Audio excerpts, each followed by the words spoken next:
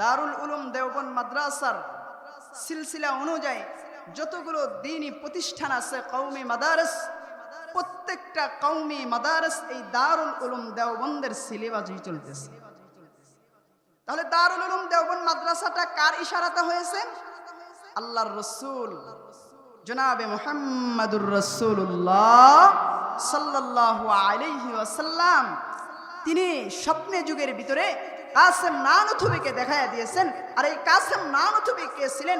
দ্বীনি প্রতিষ্ঠানের জন্য, দারুল উলুম দেওবন্দের জন্য যদি কোনো মাদ্রাসা দারুল উলুম দেওবন্দে কোনো ছাত্র পড়ার জন্য যাইতেন, কাসেম নানুতুবি দিনের বেলা হাদিস পড়াইতেন, দিনের বেলা কিতাব পড়াইতেন, দিনের বেলা হাদিসের দশ দিতেন, আর রাত্রিবেলা কাসেম নানুতুবি রহমাতুল্লাহ আলাইহি তিনি তার জবান, তার মুখটা এমনভাবে বাঁধিতেন, রুমাল দিয়া ঢেকে রাখতেন, রেল স্টেশনে যায় দাঁড়ায়া থাকতেন।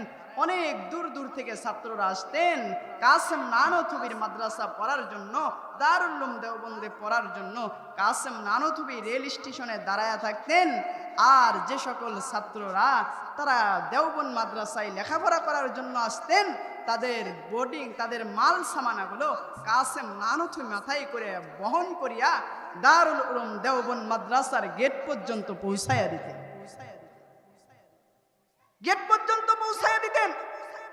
এ কাসেম নানুতুবি সাধারণ কোনো মানুষ নয়, কাসেম নানুতুবি সাধারণ কোনো মৌলবী নয়, কাসেম নানুতুবি সাধারণ কোনো শিক্ষক নয়, কাসেম নানুতুবির নমুনায় কাসেম নানুতুবি যে শিক্ষা দিয়ে গেছেন, কাসেম নানুতুবি যে রূপ দেখায় গিয়েছেন, সেই রূপ আর গুণ মতে যদি আমরা দ্বীনি প্রতিষ্ঠান চালাইতে পারি, আল্লাহি আল্লাহর নামের কসম করে বলি, কাসেম নানুতুবি রহমাতুল্লাহ আলাইহির প্রতিষ্ঠানে যেমন বাংলার জমিন শুধু নয়, বিশ্বের আনাচে কানাচে থেকে দারুল উলুম দেওবন্দে কোরআনের পাখিগুলো হাদিসের দশ দেওয়ার জন্য বিশ্বের আনাচে কানাচে থেকে যারা যেভাবে এসেছেন, কাসেম নানুতুবির শুধু মেহনতের কারণে আমরা যদি দ্বীনি প্রতিষ্ঠানগুলো চালাইতে চাই, কাসেম নানুতুবি যে শিক্ষা আমাদের দিয়ে গেছেন সেই সিলেবাস অনুযায়ী যদি চলতে পারি, তাহলে আমাদেরও প্রতিষ্ঠানগুলো এরকম হয়ে যাবে।